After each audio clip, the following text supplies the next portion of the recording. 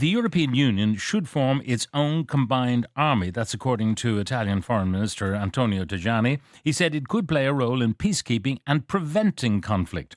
Billy Kelleher, we'll talk to you first, because what is the noise in Brussels about this possibility? Well, I mean, this issue has always been discussed. It's been discussed for a number of years at this stage. Some countries do believe that we should have more federal Europe and that we should have an army, standing army as such, or that there would at least be a rapid reaction force available in the event of there being emergencies or potential security threats. I mean, I have a different view to that, but it's something that's always been discussed. And of course, as you go further east in the European Union, you do hear more discussions around the need for there to be standing security in terms of the potential threats of invasion from Russia, for example. So if you're in Estonia, Lithuania, Poland or Romania, they are very concerned about the fact that Europe cannot defend itself, and it depends on NATO itself to defend. And of course, there's major concerns in Europe around the fact that if Donald Trump becomes the president of the United States of America, that NATO may, in effect, be abandoned as such from the point of view of the United States' involvement in it. So there are those concerns, and then obviously we have, 400,000 Russian troops inside in Ukraine at the moment, attacking Ukrainian positions. So that is the context. But I think beyond that, Pat, I mean, we have to accept also that Europe is not a direct political construct. You don't exactly have an executive. You don't have directly elected government. So, I mean, having an army who would decide the deployment, where they'd be deployed, what would be their riding instructions if they were to put into a hot theatre, for example. So there would be a lot of concerns from my perspective on that. But at the same time, we equally have to understand that as you go further east, people are very fearful of the fact that Russia is a genuine nasty I neighbour. mentioned the Italian foreign minister. Besides him, how much traction does it have? I mean, to whom does this idea appeal?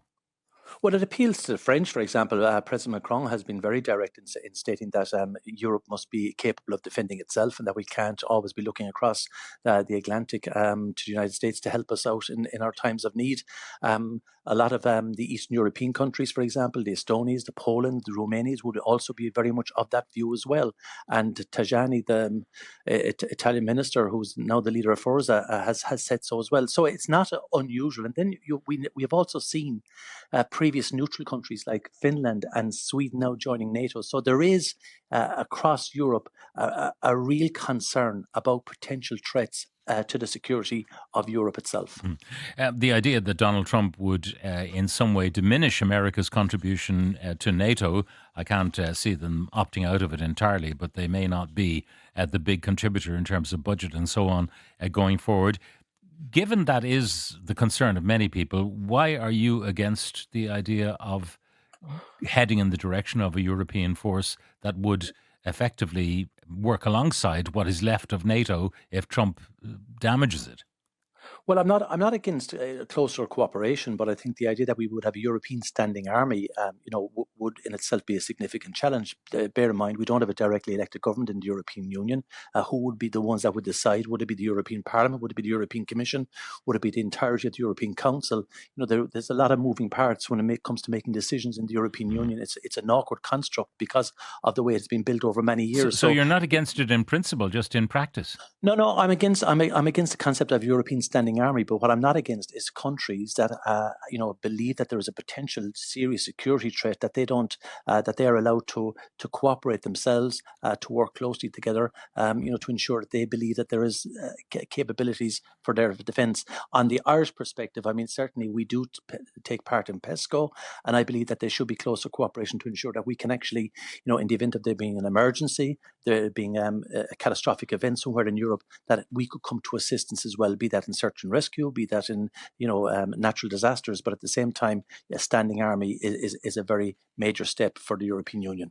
All right. And you've alluded to that, I think a quotation from Henry Kissinger, the late Henry Kissinger, who said, when you want to call Europe, who do you call?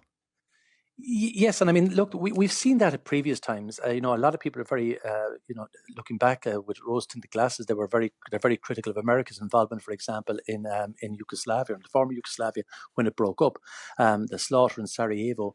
Europe effectively stood idly by while there was thousands and thousands of people slaughtered in the former Yugoslavia around Sarajevo and places like that, and we were incapable of doing anything. So that is the other side of the coin. If there is a catastrophic event, if there is a humanitarian crisis, if there is a war close to our borders or within our borders, what can Europe do to address those particular issues? And there is certain volatility in some areas. You look at Serbia, for example, you look at Moldova and Transnistria. So there is certain volatility even Yeah.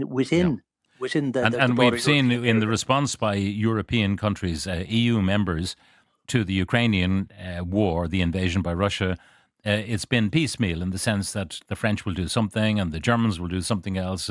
We will provide maybe mine-sweeping capabilities, but also humanitarian aid, and maybe take in more Ukrainians proportionately than others because we can't give military aid. All right, stay with us, Billy. I'll go to Paul Murphy, TD. I can almost anticipate your answer to this question. Should we have a combined EU force, Paul? No, no, we should not. But I would say, I think it's true what Billy says is that this is a thing that's spoken about from time to time by leading European figures, Merkel, Macron, Jean-Claude Juncker, all coming out in favor of a European army. That isn't something, an actual European army, that is going to take place today or tomorrow. But I would draw people's attention to the fact that this is the road that we are on. And things are happening in terms of the militarization of Europe that are bringing us much closer to that position. I mean, the group that Fianna Fáil is in, that Billy Kelleher is a part of, Renew Europe, has a policy paper called Towards European Defence in 2030, where they are in favour of what is a European army. They call it European integrated military forces.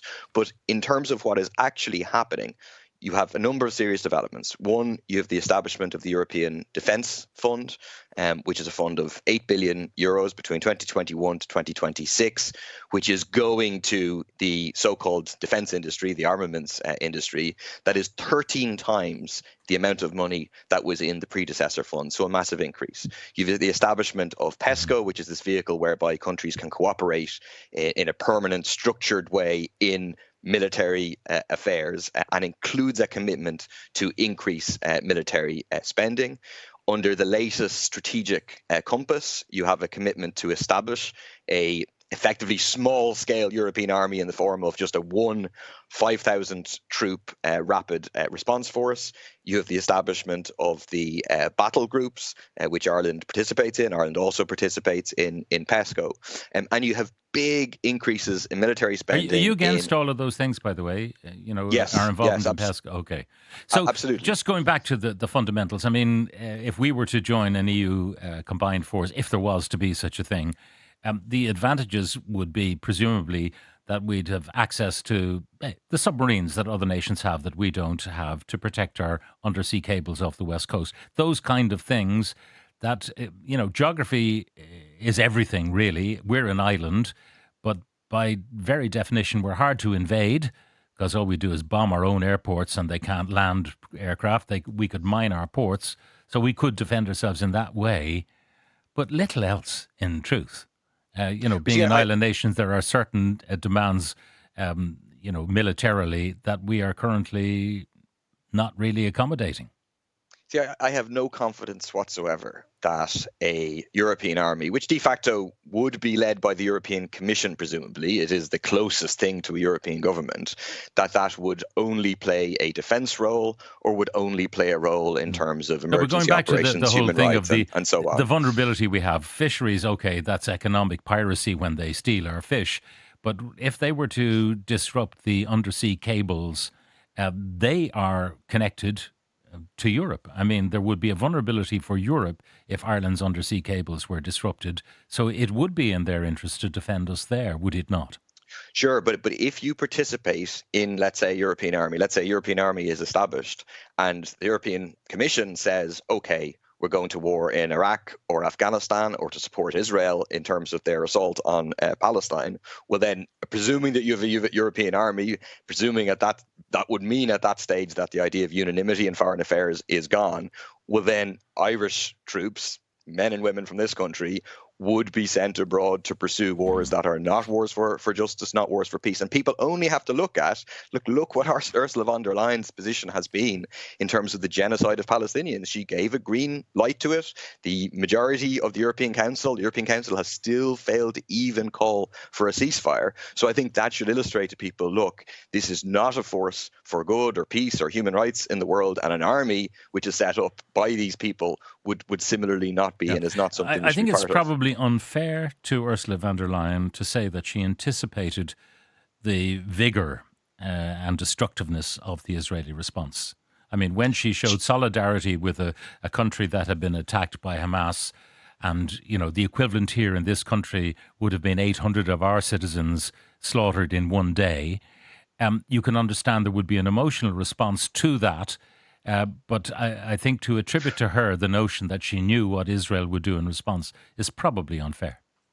But if you note what she said at the time, right, there was a distinction between what she said and even what someone like Leo Varadkar said, right? So generally it was said, okay, Israel has the right to defend itself. But others, including Leo Varadkar, in fairness, recognized the need to say, within the framework of international law. I think it still gave too much of a green light to Israel, but von der Leyen did not say that. She very clearly simply gave them a green light. I mean, I knew, I presume Israel you did knew, not I think the world knew. hang on, Israel did not need Europe's green light to do what it went off and did. But they got it. And they've now killed more than 20,000 people, almost 10,000 children. They've destroyed over 85% of buildings. And the European Commission president has basically been okay with all of that, in line with the position of the US. So I think that shows like we should not be involved in the militarization that we're currently being involved in. And the Irish government is driving us along with this by participating in PESCO, by participating in the battle groups. Okay, and so on. Declan Power is acutely aware of where we are active and not active. So maybe you'd outline to us, Declan, how far down the road we might be with all of this involvement in PESCO and in battle groups and exercises with NATO in certain circumstances. How far down the road are we? Okay, well, maybe we should roll back. We've had quite a few jumps there in the last few minutes. I would go back to some of the things that Billy Kelleher said.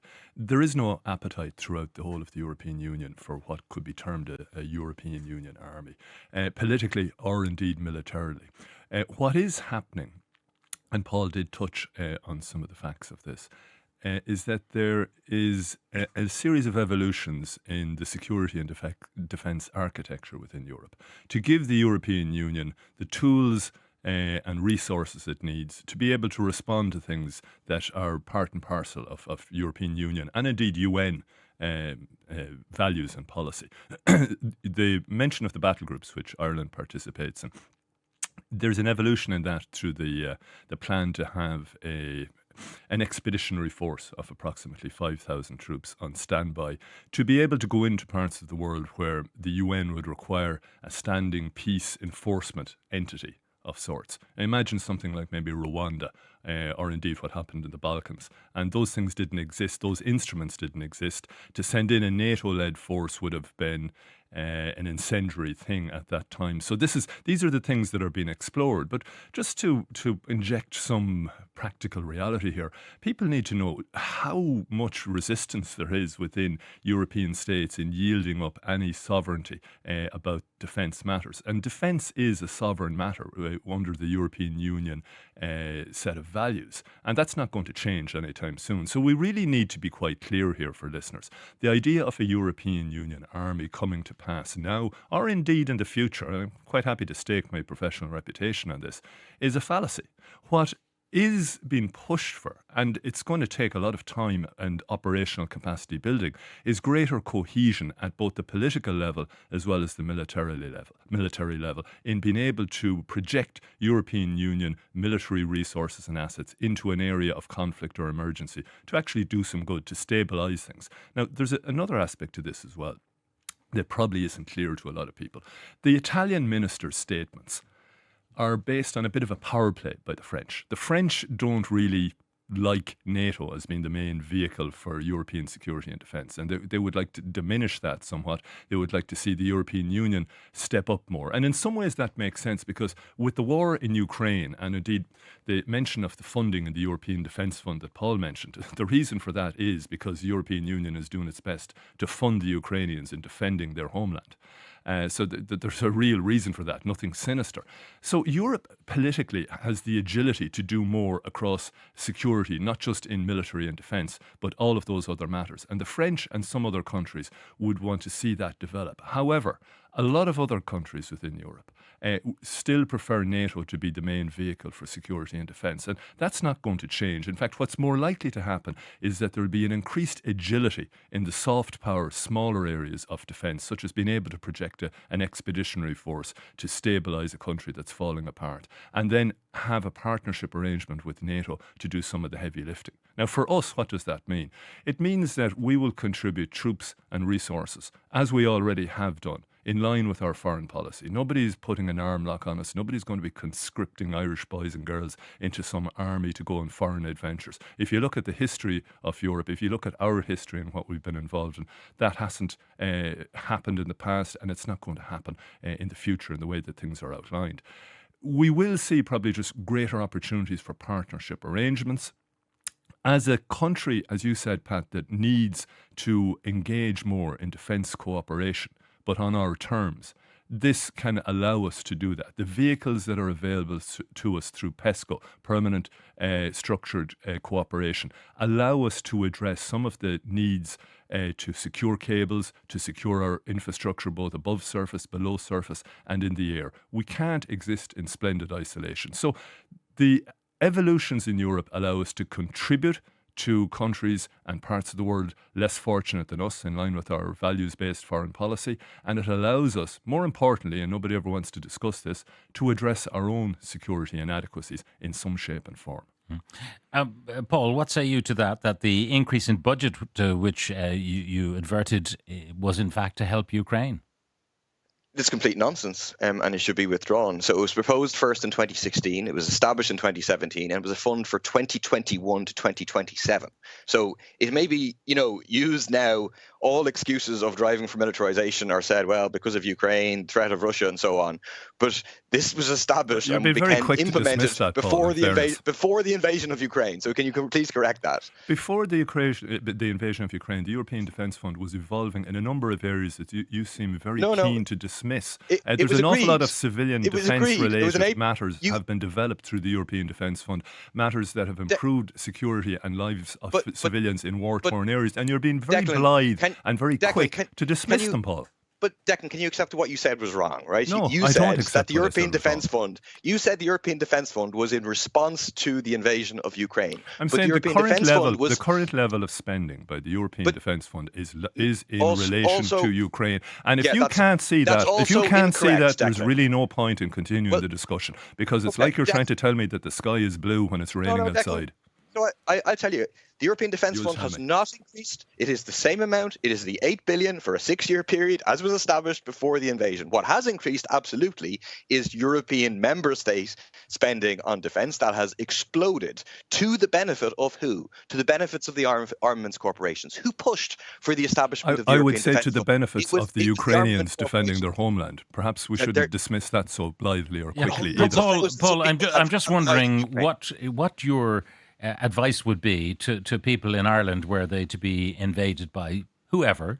Would they just take the pikes out of the thatch? Is that your idea of how a modern war would be conducted? That those who can afford the arms and feed the arms industry would have the weapons, and we, on principle, would not?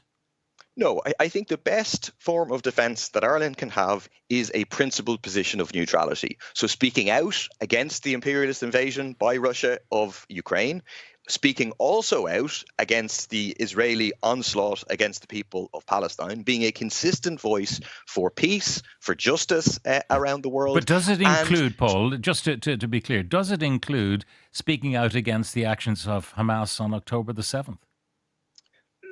I'm opposed to the targeting of civilians, of course. But the idea that now what happened on the 7th of October is in any way a justification for killing more No, than I'm not saying 20,000 it is. I'm people. saying that Certainly, but that's the why it's introduced into the the discussion. provocation which happened on Because, October the 7th was a fairly malign event, which, as I say, the equivalent in Ireland would have been 800 of our citizens slaughtered in one day. And we know the kind of popular reaction there would have been to that kind of event.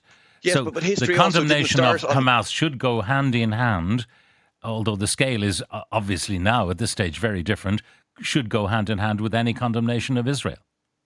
And positioning the whole thing in the context of the occupation of the of Palestine, the displacement of millions of Palestinian people at this stage, of an apartheid state of Israel that is the cause of this conflict and the current horror that people are facing. The other point I just want to make is we are facing horrendous climate catastrophe, which is the biggest threat that all of us face. I don't think that debate would be particularly riveting for people in Gaza at the moment, to be quite honest. Sure, but a new report came out just talking about how the Israeli actions in Gaza are going to have a damaging impact in terms of climate change. Every extra euro that is spent on defence funding, on the military, it increases greenhouse gases, and secondly is a euro that is diverted away from tackling the climate crisis. In fairness, so that's a very simplistic approach. It's not binary, Paul. The idea that we should make the armaments corporations rich on European public money. And that's what this is about. The European Defence Fund, the increase in the military spending,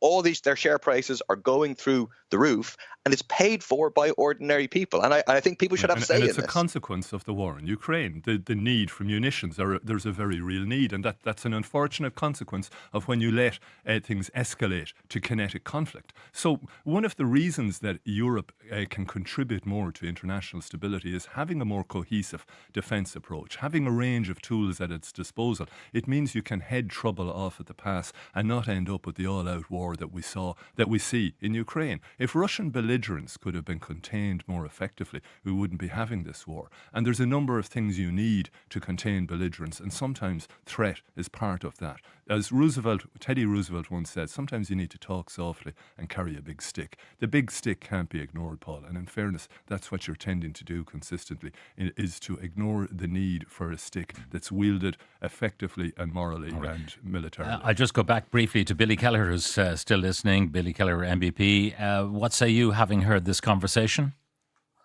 Well, when I hear this conversation, when I listen to Deputy Murphy on some of the issues, it gives me very little hope that we can actually have a mature debate on what is facing the European continent in the years ahead. We're not talking about an army where we will be recruiting Irish people to send to Iraq or Afghanistan or elsewhere. Even the most extreme discussions in Europe with regard to defence don't go down that particular route. But I think Declan has summarised it very well. There is security threats. We do have to have enhanced cooperation. We do have to work with like-minded people. A very simple example is the cables that traverse the seabed south of Cork and Kerry. They are of international importance in terms of the amount of data flow between Europe and the United States of America. We can't mine those particular cables ourselves, so we need enhanced cooperation from the French, the Spanish, the UK, and other states on the western seaboard. That's enhanced cooperation. That's what the discussions we should be having. But to listen to Deputy Murphy, pointing out that there's no threats to Europe, there is a clear threat to Europe, and it is Russia. And Russia has 400,000 to 500,000 men at the moment trying to, take more ground in Ukraine. And that does have a destabilizing effect and a fear factor on all of the Eastern European countries, in the European Union. And we can't dismiss it. Right, we can't have simplistic debates, idealistic debates when there's a real threat to Europe. Billy, thank you very much for joining us. Billy Kelleher, MEP, Fianna Fáil, representing Ireland South. Paul Murphy, TD, People Before Profit, TD for Dublin South West, and Declan Power, Defence and Security Expert.